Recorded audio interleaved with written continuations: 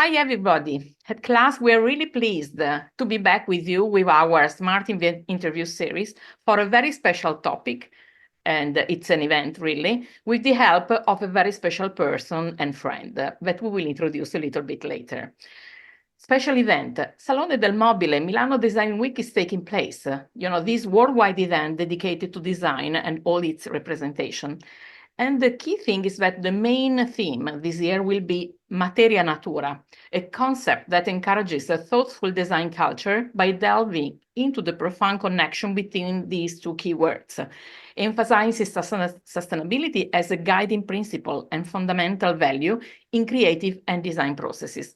This theme invites a profound exploration of the interplay between materia, that is the matter, and natura, that is our nature.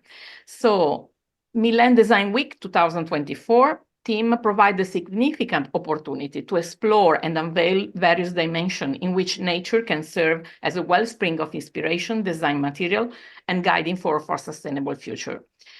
As you can imagine, this has a lot to do with C.L.A.S.S DNA. Even if we are more involved in the wardrobe of the next generation of wardrobe, but we believe that key players of design, innovation, and responsibility are also so present in the furnishing and design world. And these two words are strictly linked. And here comes the role of this special person that is here with me today, a real ambassador and expert like Isabella Goldmann. Welcome, Isabella. You're welcome. She will guide us through this subject. Special person, yes, because, and she's also a friend, I'm really honored about it. Bioclimatic architect, principal managing partner at Goldman and Partners, author of the bestseller, A Green Architect as a Friend, can you imagine? But this is just to name a few roles, and in a moment she will share with us her amazing journey. Just want to highlight two more things, that for Isabella, architecture is a medical discipline that heals the space we inhabit with science and beauty. Wow. She said that her goal as an architect is to make every person happier by making where they live and work the best place possible. That's why she has chosen bioarchitecture, which allows for designing spaces that are as perfect as possible in terms of beauty, healthiness, and functionality. My God, this is really, a dream that became true. So, Isabella, can you take us through your journey? What about this amazing goal? What does it mean in real life? What is bioarchitecture? Does it really make us happier? Sorry for a lot of questions, but I'm really the first one to be curious. Isabella, you're on stage. So, first of all, thank you all for being interested in this discipline. The bioarchitecture is a discipline. Is the only discipline I think that could match with the term architecture. So, architecture is always been a scientific and neuroscientific and bioscientific discipline. Only in the last century we lost completely the knowledge on about how to build in a proper and in a healthier way. Only because of the fact that we discovered the petrol and oil and heatings and refreshing machines. But before this discovery, this awful discovery, all the architecture was really safe and was done for lasting for centuries, and was done also for costing a very little amount of money in terms of construction costs. And this means thinking about a very bright architecture, very smart way of building and smart way of managing also an architecture. How did I learn all this? So I had the chance to, during my, so first of all, I decided to be an architect when I was 3 years old, and I was in the kindergarten, and I told my mom, I was in Holland, and I told my mom, listen, I will be an architect, and everything will bring me toward that goal. Wow. Everything will happen in my life. And so maybe because I was in Holland, the homes are really nice, but the sun also have very long shadows, and this buildings had very long shadows on the streets. And I saw this building, it's a giant building because I was little. And then the giant shadows on the street. So the term of giant, the architecture is something giant and something very giant. And we do relate with during our whole life that made me conscious about the fact that I had to deal with that issue, absolutely, because I wanted to make the story. I didn't, but it was my goal. I wanted to make the story alongside with architecture and the growing with architecture. So I decided to be an architect, and everything I did was toward that direction. And when I was in university, during the university, I had the chance. It was really a chance because I didn't absolutely think about that. But I had the chance to start working as an actress, and so it didn't. By chance. By chance. Yes, a chance. It happened, and it happened. No, it happened to be a speakering.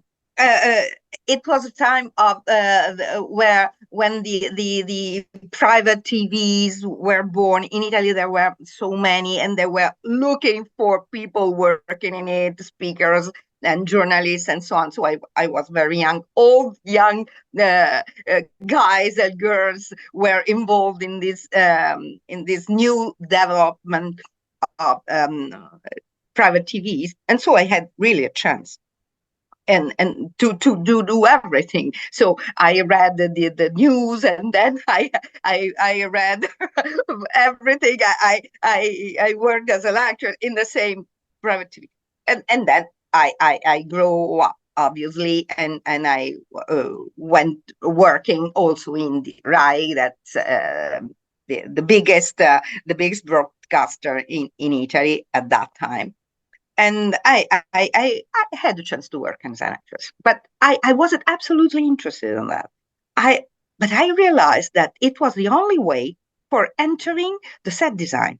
So if you are involved in rehearsing, for instance, for the comedies or whatever you were doing as an actress, you had the possibility to remain on the set for the whole time during the design time up to the constructing time. And so I had the chance for 9 years to see how they designed the set and how to bring beauty, but ephemeral beauty. So beauty that you see only, but behind that beauty, there's nothing. And so I started immediately realizing that you can, yeah, I had to add beauty to healthy and functional and very strongly done and properly done buildings. And that's why I decided to match all these aspects. So firmitas, the three aspects that the ancient Romans said. Firmitas, it means something made in a proper way. Utilitas, the function. You have to build something that must have the function. And you must know the function before designing, because it doesn't have any meaning that you build something and then you decide what to put in and what to do with. But nowadays, this is the way. So first, the architects design something very beautiful. And after that, they decide or they sell after having built up the building. They decide after that what to do in it. And this is really incredible and incredibly stupid, because we know the story there as well. Yeah, it happens every day. And but the Romans didn't behave in this way. The Romans decided firmitas, utilitas means function, and venustas, beauty. So it was the third one, not the first one. And so I had the chance during my university time to be an assistant to very famous teachers. One was Bruno Zevi. Bruno Zevi was one of the biggest teachers of history, architecture history. But he taught the contemporary history. And so I had the chance with him to realize that the contemporary architecture absolutely didn't follow the rules of the Roman the Roman buildings. And so it was much more stupid than the Roman ones, and very beautiful, very contemporary, and absolutely didn't take in consideration the function, and didn't take in consideration the perimeters, and how and also the running costs. But because the Romans, and also in the Renaissance and in the story of the architecture up to the 19th century, they took in consideration from the first beginning, they took in consideration, very high consideration, for the running costs, because they didn't have the money to manage all these buildings for centuries. Nowadays, with the discovery of the oil, uh, at the end, the architects felt finally free, so they could uh, finally design whatever they wanted, because the heating and conditioning or refreshing was done by machines, not more by the intelligence of the design. So I discovered that all this practice, the spirituous practice of the ancient times, had and needed to be rebrought in the contemporary times. And this is the focus of my activity. That's why, and I started to run an atelier, an architectural atelier, where we have also inside our atelier a research center, because a scientific research center. And so we design. We had designed also very big buildings with function for offices, for hospitals, for railway stations, for many very big buildings, but also residences. And they have different purposes. Also, retails. For instance, we decided to write down the roles the rules of a bright space where to live in, and then to decline these rules on every specific need, on every specific purpose, because building up an hospital is different than than restoring a building for commercial purpose, or for retail, or for a railway station. Different, but the rules are the same. And you only have to adapt these rules on the different situation. This is what I'm doing. And having been a set designer, having been a restorer, having been an historian, having been a normal architect, all this put together help me to understand immediately the situations and the different situations, and to um, uh, go deeper in the purpose of every single commitment and every single owner, because everyone has different purposes, has different goals, has different objectives, and so on. And so we take the shape of the water. Well, depending on the objectives, of course. But Yes. which are these rules? Because it's very clear that you set up some rules. Can you share with us? Yeah, the rules are very simple. First of all, so I wrote down a method, because at the end I decided to write that. That's why I wrote a book. Uh, the book is a very, very simple book. I don't think to use more than 1,000 words for that book, because of the language. I wanted it to be really simple to read. In a couple of hours, you have finished it. But this book comes as fifth one after other four books that were really scientific texts, because our research center since it's working since 10 or more than 10 years with along with other very famous research center all over the world. And one of those, for instance, was the research center in Italy on cancer, this Fondazione Veronesi. And we studied with them the reasons why people get sick with very strong and also dying diseases, so mortal diseases, because of the failures, because of the what happens inside or indoor in spaces where they live. And the Fondazione Veronesi came to us and asking, so many people come telling us that they got cancer in the office. What happens in the offices for making these people be sure to be to get sick in the office? And so we studied for a long time what happens in the offices, and we discovered that they didn't get sick in the office, but at home, because in the homes happen much more things, much more worrying things than in the office. And then we started to study all these reasons and all the unvirtuous um, uh, actions that attack our body, because the body is very important. So to every action we react with a reaction, okay? And this is a physical rule, but it happens also with the body.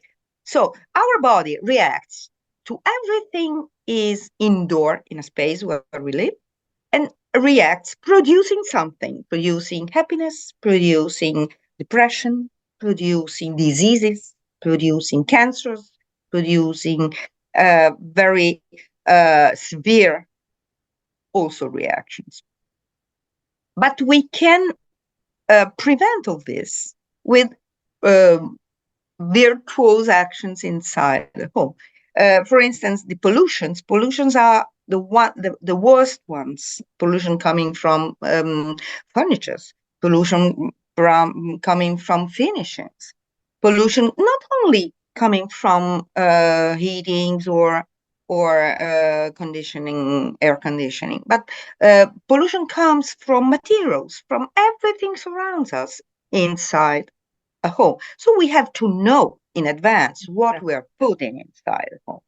That's why we study this all. And we produce also this kind of study also for the Italian Chamber of Fashion, because they knew that we were working on this, and they asked us to write down the rules for very sustainable retail for the Italian fashion. And we wrote these rules alongside with 15 the best 15 fashion brands in Italy. Oh, thing to one brand he was around the state, and it was really important to work with them, because at the first beginning they weren't absolutely aware first, and they weren't absolutely willing to work on this because of many reasons. At the end, they discovered and they agreed they agreed to join these rules and to apply these rules inside a space, because they realized that also being comfortable inside a space is not so difficult to obtain a happiness, a final happiness behavior, and a final happiness idea of that space. Our body spends 90 seconds for deciding if he feels good in a space, and he doesn't change idea anymore. So you have to bring one brain to be to feel good inside the space in the moment he enters inside the space, because he won't ever change idea after that. And I think we will do a workshop together, Isabella, on this, because we need a little bit more time to go through, and this is so interesting for us. Thank you. Because we are really taken by what we eat. In fashion, we are trying now to be more aware that what we put next to our skin, we do not eat it, but it has, a sort of reaction. And now we go, further in our home, that our body is reacting to everything that is around. So it's not Absolutely. just one thing, but it's an holistic, I think, a way to think, to look, and to work at. just to go on two other points that for us is really important, beauty, has been always there. Maybe not the first one in the past, but I think a lot of time we also choose with the eyes because, it's important. And sustainability, sometimes people think sustainability and beauty and design are not going together. We know it's not like that, but I would like to hear also your thought about it. Sustainability is everything relates to something done in a proper way. This is sustainability. So if you want to have the scientific definition of sustainable is everything that doesn't use resources dedicated to next generations. To make a long story short, and less impact as possible on less impact as people, possible using environment. material, and then we declinate it in using very close materials, being fair with people, not making children work, and so on. But it has to do also with neuroscience. Sustainability means also make people to feel good. Beauty is something neuroscientifically crucial because everything that surrounds us has to be harmonic. So beauty is not something too subjective, but it is objective. It is strictly related to the definition of harmony. This is why beauty is different in Japan, or is different in Africa or in other cultures. But if you see something really beautiful in Japan, also an African can realize that that thing is beautiful, and also the contrary. And also the beauty, the Renaissance beauty is everyone is able to understand that that thing is really beautiful. This is due to harmony. This is due to balance.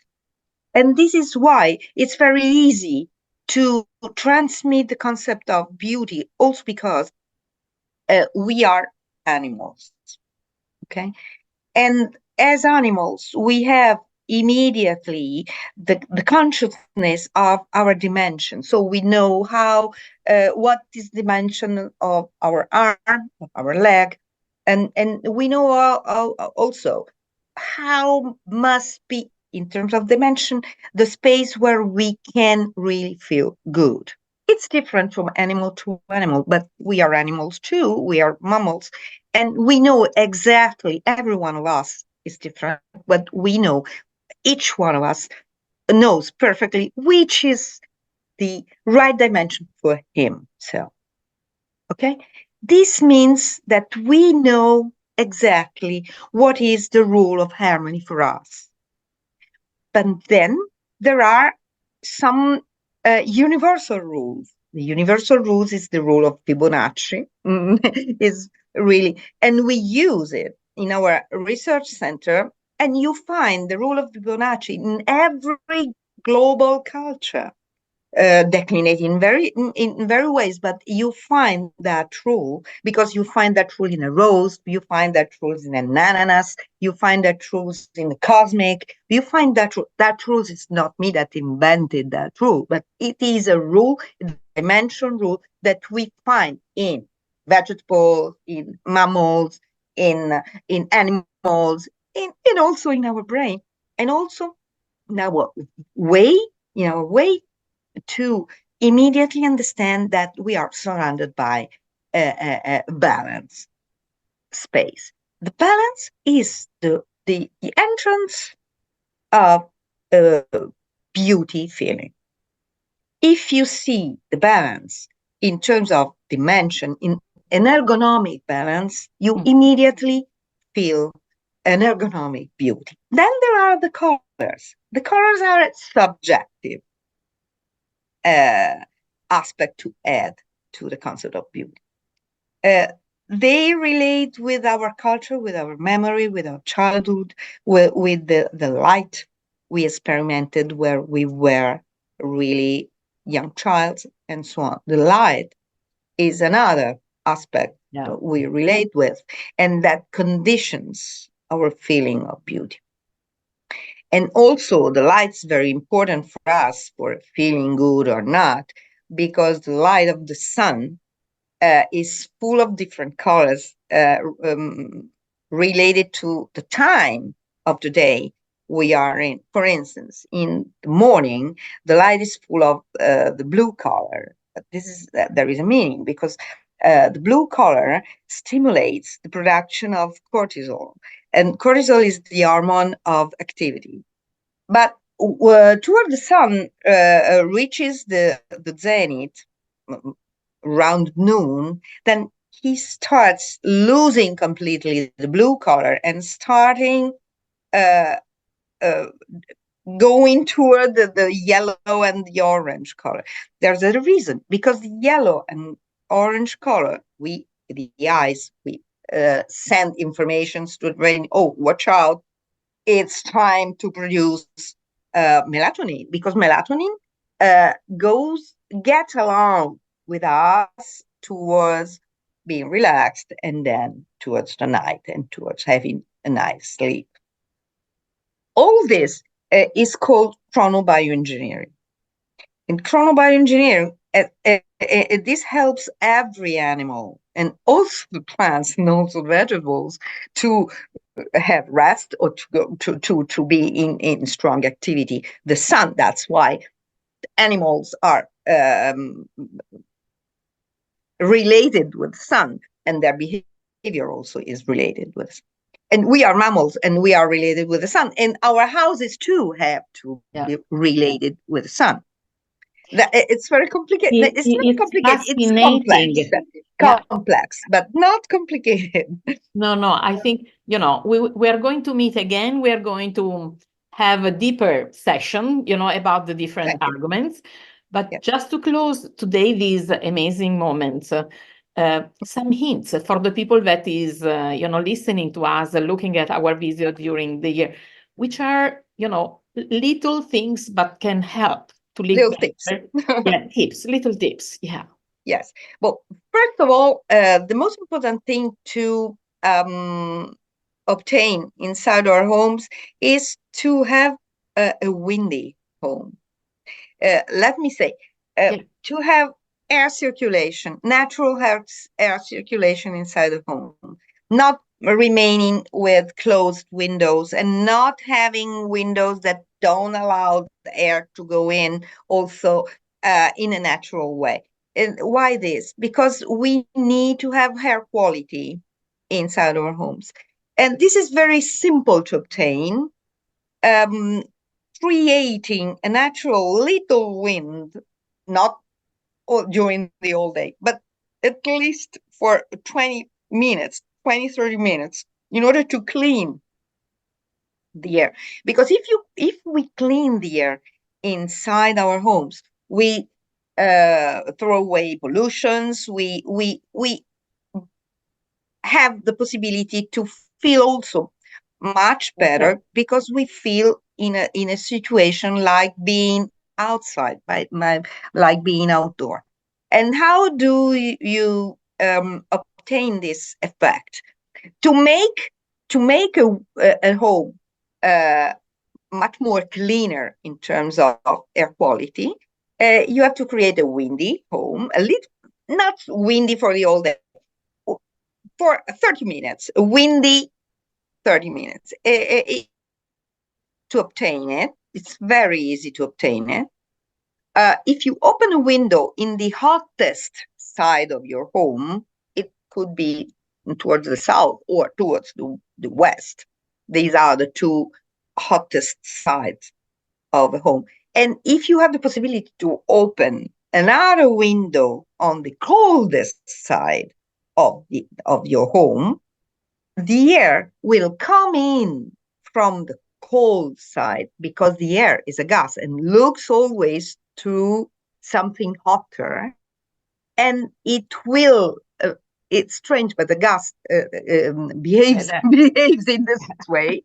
It's looking for an hottest and hotter space where to go, And so the air will go naturally towards the hottest side, and you will leave it go out from through the Yeah. hottest side. In this way, you have to do this every day, at least for 20 minutes, and you will have much more clean, uh, uh, really cleaner home. And then the use of plants, putting always plants on the northern side and make all the air coming in from the northern side immediately pass through some plants. So it oxygenates, and then you oxygenate or your whole house. It's a little tip. It's a very simple tip, but there are many others, obviously. Yeah, but But this is amazing. Isabella, you open up a great door, that we will reopen from time to time. We will have, different, tips and different moments again with class dedicated to this. you're For welcome. sure, we need to buy immediately, a green architect as a friend, because I think that's where you have many things. So we need a You friend can like find it you. wherever you like, because Yeah, it's and we really have also the useful. Italian version, so we will put in our newsletter. You will find everything in our website, and follow also Isabella. For the moment, Isabella, thank you so much. It has been really You're welcome. enlightening, and I'm sure that is going to be just the beginning of our conversation. Grazie mille. Thank you. Thank you. Bye-bye.